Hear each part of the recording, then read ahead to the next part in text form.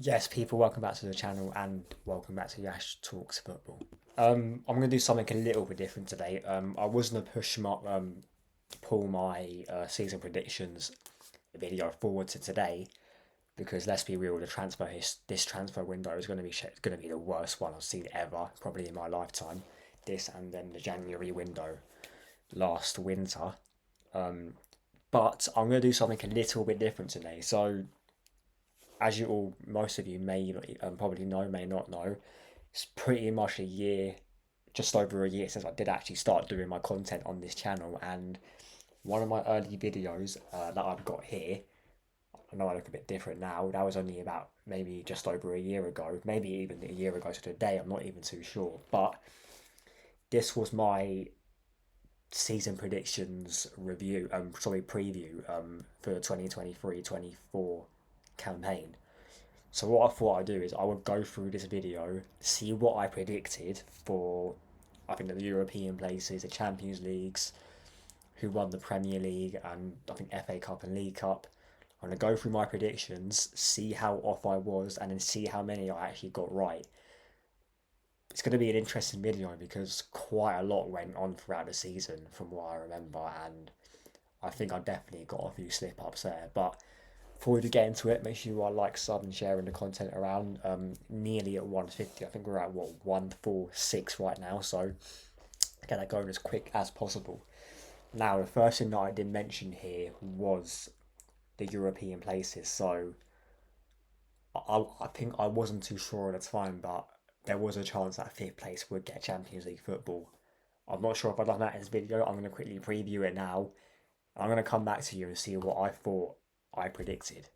Now we'll start off with the European places. Yep, I predicted Newcastle to finish seventh. Now, I believe Newcastle didn't finish. I believe they finished what?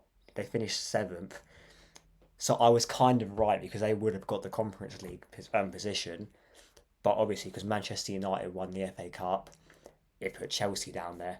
I also predicted as well for them to have a fall off, and that Eddie Howe had taken them as far as they can. So I was correct in that part because let's be reasonable. Although they had loads of injuries, they were very underwhelming in the Premier League.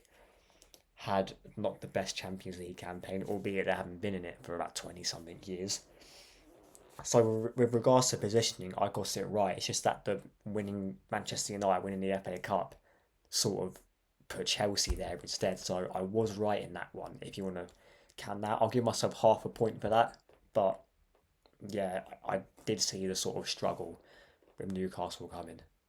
Now, for the Europa League places, which at the time I assumed they were fifth and sixth, I went with Tottenham to be sixth and Chelsea to be fifth. Now, obviously, as it ended, they both switched over, and like I said before, Manchester United winning the FA Cup changed it all. I was nearly right. Tottenham actually had a good chance to get into the top four. They were fighting along with Aston Villa. I'm not sure if I knew that at the time, but they were fighting for that top four place, and they went on a horrendous run towards the end of the season where they lost to Arsenal, Liverpool. They, I guess, I'm going to say won or lost against Man City because they didn't want to win that game, and they also lost to Newcastle, I believe. And it was Aston Villa who got that top four place instead. But the reason I put Tottenham sixth place, I think it was because I thought their squad depth was not good enough. And if you want to watch the full video, I'm going to link it there. I think it's there or there. I can't remember. I'll link it somewhere. It'll be in the video, so you can go back and watch it. With their squad depth, I was.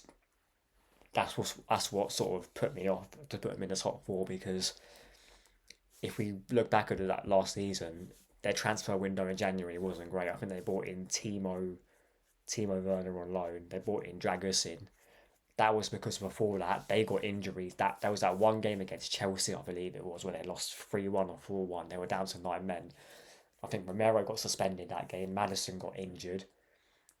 Their whole back four basically got dismantled, and then they were left with Eric Dyer as centre back for that. I think for the past couple of months before he moved to Bayern Munich, and I'm pretty sure they went to the Etihad with four fullbacks in defence and came out with a 3-3 draw.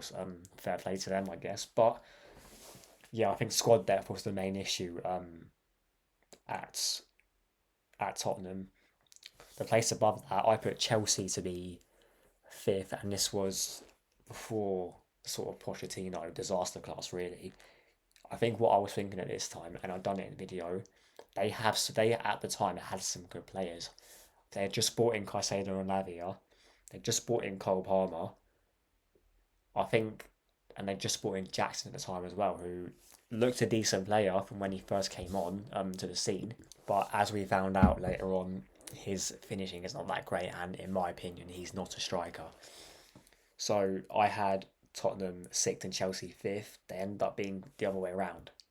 Fourth place, and that was the last Champions League spot. I went with Manchester United, and there's not much to say apart from how horrendous their season went on to be. I thought they would be fourth place because the season before that they done what third place, but weren't playing the best football. But they got them over the line in some games, and they won a trophy. But how stupid was I to not think that their attack was not that great the season before?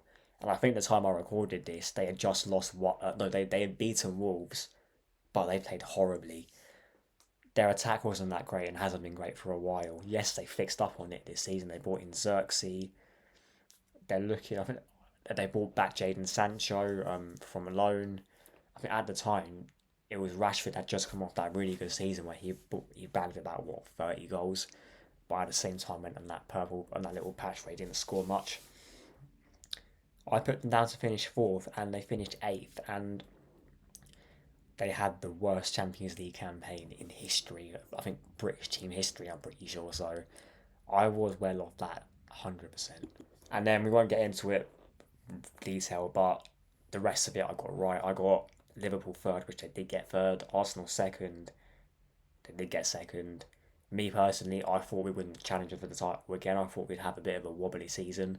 We were up until maybe January when we had that Dubai trip, and then we came back. But we still finished second, and then I did predict Manchester City to do the four-peat, which they have done. Now we're going to go on to, I believe is the domestic cup competitions predictions. Now with the cup competitions, I thought Man City would do a domestic treble in my thing. I predicted them to win not just the Premier League, but the Carabao Cup and the FA Cup. Look, FA Cup, we know they lost to Manchester United. Pretty shock result, in my opinion. And in the Carabao Cup, who did they lose to in the Carabao Cup?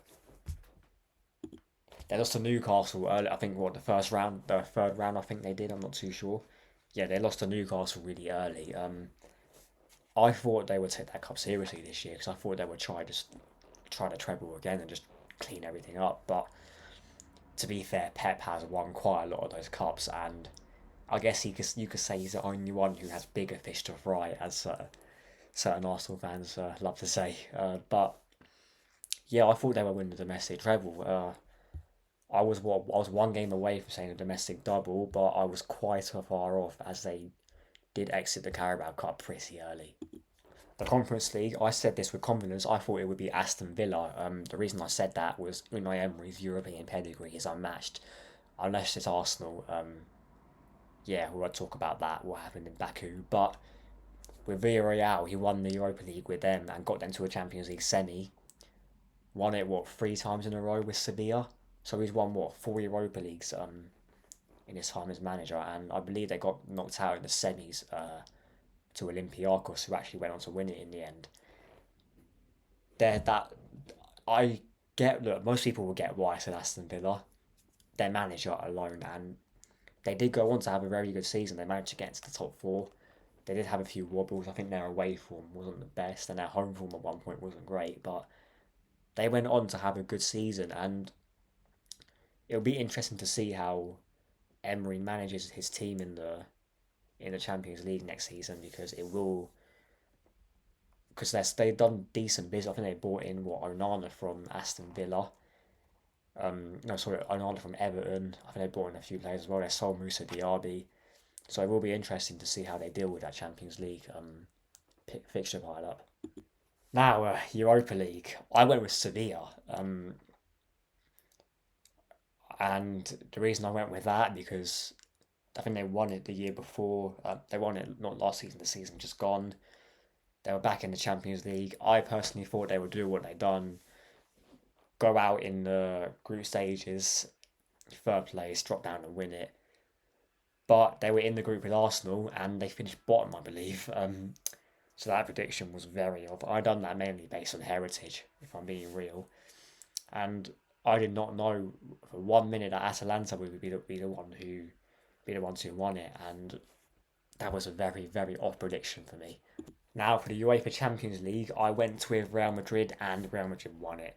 And there's no really explanation behind that. Really, they had the heritage. That's one place where I got it right with the heritage thing. And there were times in the campaign where they thought they wouldn't go through. Bayern Munich was definitely one of them in that semi final. They were holding on for dear life in the Man City game, and even against Leipzig, Leipzig were lucky. Well, Leipzig were unlucky not to even finish their chances because they weren't even clinical enough. So doing what Madrid always do, make it hard for themselves, but in the end come out with the massive prize. So yeah, that is it for my predictions from last season. I done fairly well, I think, on the I think the main sort of Premier League ones. I did fumble a bit on the domestic cups, particularly the English domestic cups and the European cups. I think I only got one right, and one with Sevilla was very very far off. But look, I will be doing this again at some point. I'm gonna wait until near enough the transfer window shut because I know this transfer window's been terrible, and I could just do it now, but you never know, something might happen in the market, and that may change the result because look, Man City is still yet to do any proper business. I think Pep said they got to let a few players go before they sign more players, and they just let Alvarez go, so that might help him there. But look, that is it for the end of this video. Make sure you are like, sub, and sharing the content around. The UEFA Super Cup finals on tonight, so football's finally back, I guess.